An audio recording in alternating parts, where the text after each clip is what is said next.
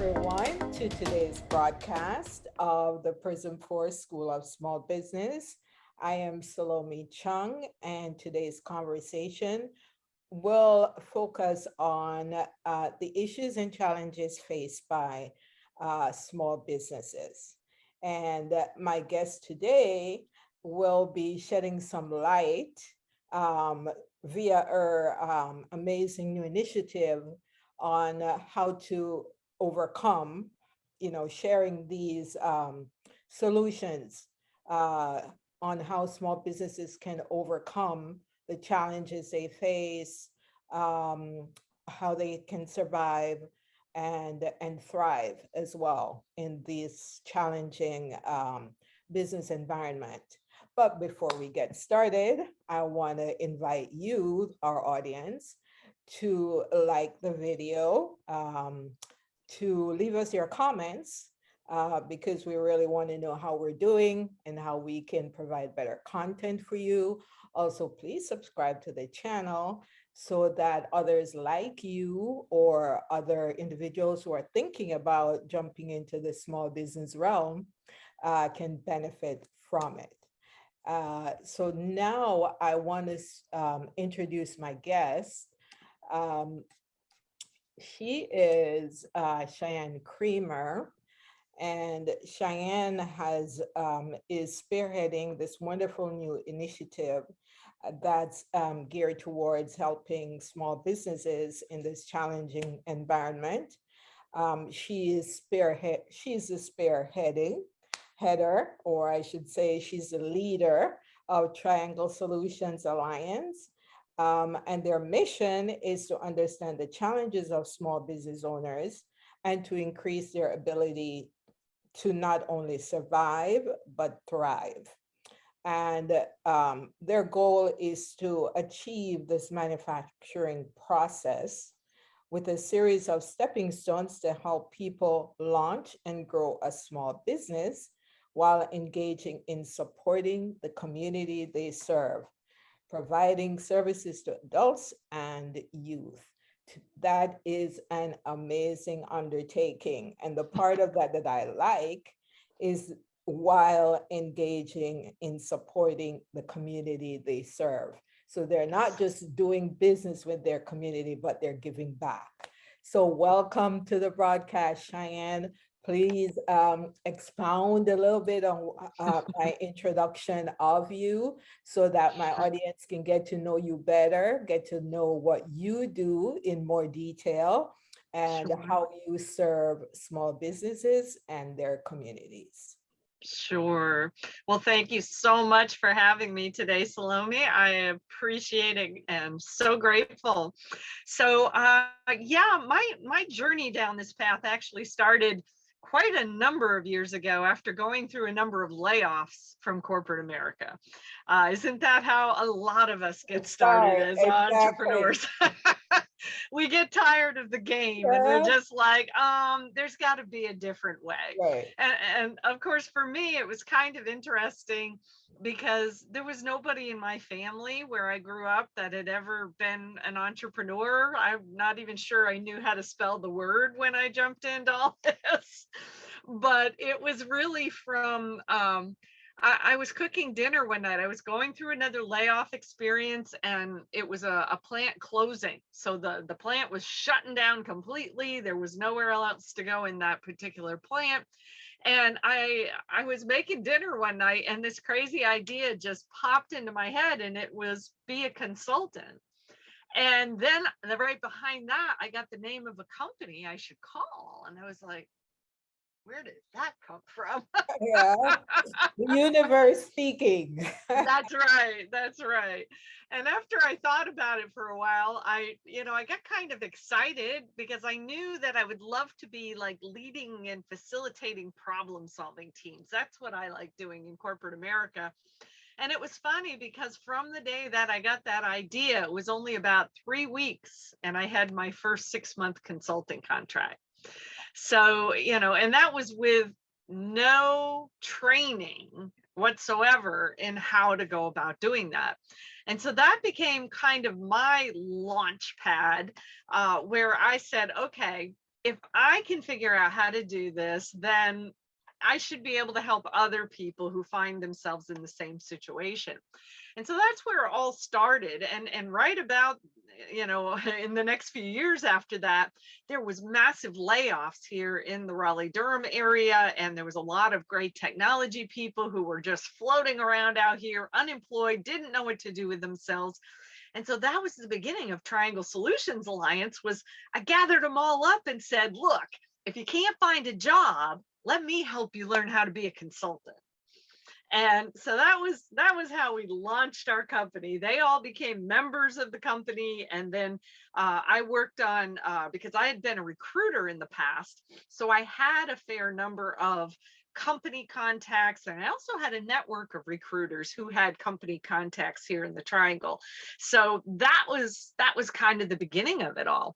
And since then I've created a class that starts there but expands. It's called Find Your Song and Sing It, Finding or Creating Work You Love. Because what I have found, and this was kind of where the whole social enterprise thing started to come in, was that I found there was a lot of people who ended up being long-term unemployed because there was something in their heart that was asking to be recognized.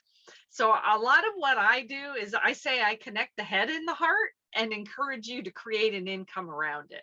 It doesn't have to be just a straight on, got to be all about the money, and the paycheck. And in fact, one of the things that I find very concerning, and this goes all the way back to my graduation from high school, I saw a lot of people around me in my graduating class who were heading off to work jobs or go to college to learn how to work jobs because somebody said that's where the money trail's going to be. That's where all the money is. You need to go get trained there. And I love my mom. She's very well meaning, but she tried to get me to become an electrical engineer. I'm sorry, but electronics is the only class I've never been able to pull an A in. So that would have been a total waste of time, money, and energy if I'd gone down that path. And so my valedictory speech was about following your heart, because this is one of the sad truths in our society today, is that we have all been told, we have all been encouraged to sacrifice our heart and soul for a paycheck. And I'm here to tell you that it's that sacrificing of our heart and soul is why our country is in such a mess today, and perhaps even the world. Would you say that that disconnect between, as you say, head and heart, where you have people really doing things they're not passionate about, so they are not really all in? And do you feel as if this has, and if it does, what level of what impact would you say it has on the level of productivity? Because Huge. if you're not, I mean, so you're really sacrificing the commitment you could be making to the world, or the contribution you could be making to the world. And on the other side, you're really delivering something that's mediocre, that's not really benefiting the corporation you are working for. Absolutely. And it goes even further than that, because there has been a statistic that's hung around out there for many years that says more heart attacks happen at 8 a.m. on Monday morning than any other time. That's not an accident. And if we got people who hate the work they're doing so much that the stress of it is causing them to have a heart attack, how many hours of lost productivity do we end up with in our businesses because of that? I'll never forget the time when I was still a recruiter. And I always, when I was recruiting for companies, first of all, I was very picky. I was looking for the companies that actually cared about their employees. And then I was really very concerned about making a good match. I wanted people to be happy in the work they were doing, because they will be more productive and they will live a healthier life. And I remember one day I picked up the phone, and somebody had responded to an ad in the newspaper we were running. And one of the first questions I always said was, well, what is it you really want to be doing for work? This guy started cussing me out and basically said, what I do for work has nothing to do with what I want. And I'm like, oh my God, there's a heart attack waiting to happen. So, that unfortunately, there's too many people who've been in that space. And now, in the past year, we've seen this thing they're calling the Great Resignation. People are starting to wake up and go, you know what? If I'm not happy here, there must be something else for me. Um, And yeah. so let's say, Cheyenne, I'm one of those people. Mhm.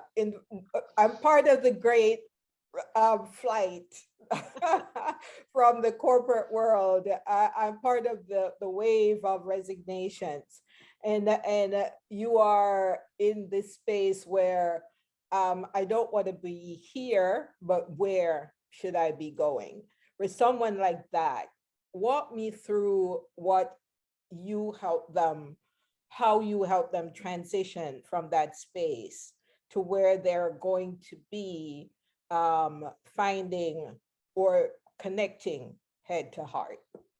Yeah. And again, it's either finding or creating Creating, work you love, right. because that is, that's what I encourage people to do. Even if they take a regular job, there may be something on the side they need to be doing.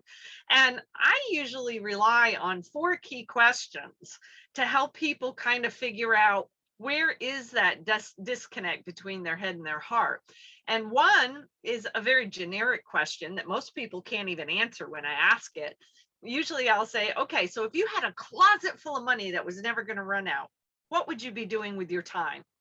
Number one answer, travel. To me, that just says we have a burned out workforce that wants more time to play. Unless now, and I will often ask them, well, okay, but would it be travel with a purpose, or are you just out goofing off? And some people will come up with a purpose, but not very many. So the second question I ask is, okay, so what have you been through in your life where you have come over, around, or through a major obstacle that you've gained wisdom and knowledge that would benefit somebody else?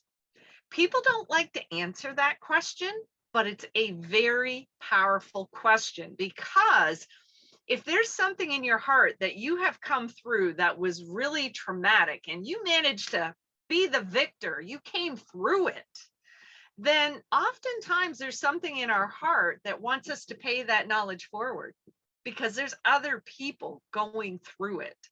So, if I can get people to talk about that one, usually there's some real powerful keys in there for them to consider. It might be writing a book. It might be creating some kind of a training program, a class, something where they can share that knowledge with other people. The third question is, simply what kind of hobbies or projects do you like working on in your off hours? I had one guy who had been unemployed for 18 months and it made no sense. He was a software quality engineer and he was an amazing guy. And for him, when we discovered that his guitar had been sitting in his closet for 10 years, I told him to pull the darn guitar out and see what he was inspired to do with it. He called his church and got on the calendar to play for his congregation. 3 days later, he gets a call out of the blue from a company that was starting up. They didn't even know how they got his resume, but they asked him to interview that day and they made him a job offer on the spot. So sometimes it's those hobby things that have great meaning to us that we've stuffed in the closet because we didn't have time for it. And And making that switch, or yes. making the conscious decision to not be so concerned about I need to find a job, and That's right. really put out a different kind of energy Mm-hmm. that attracts people to you. And Yes, when that happens, people want to help you. It's amazing that's true. how that happens. Yeah. Yes, Well, because he found great joy in playing guitar, writing his own exactly. music, Mhm. all of that kind of stuff. And he had just completely locked that all the way in the closet, literally. So, that's a huge component. And who knows, he may decide to go out and make some money playing guitar. And, maybe he sits in a reading library or something that brings in musical people. Who knows? But just adding that piece back to his life was extremely significant. And then, of course, the fourth question I ask, which is kind of the catch-all question, is so what if you look out here around you right now, what makes you either really, really angry or really, really sad? Because typically things that we see in our environment that make us angry or sad are somehow connected to our personal passions. And if you're angry and sad about something, then there's a good chance you have the ability to create something to start to be a solution for that. Mhm. Do And you, if you go ahead, sorry, go ahead, go ahead. I was going to say, if you get into that creation process, sometimes that should become a business. Do you, absolutely. And do you find that when you ask the question is what makes you sad or what makes you angry, you get out of that what makes me happy?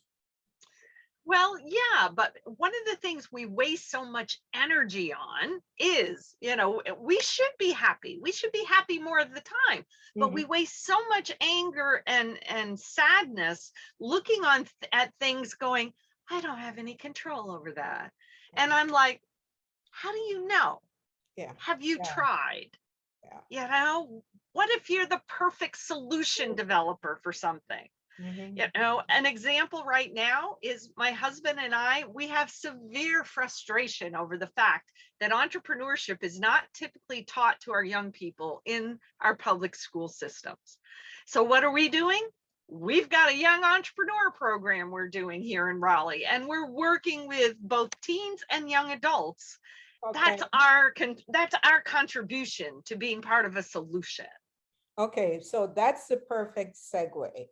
I want to, couple questions.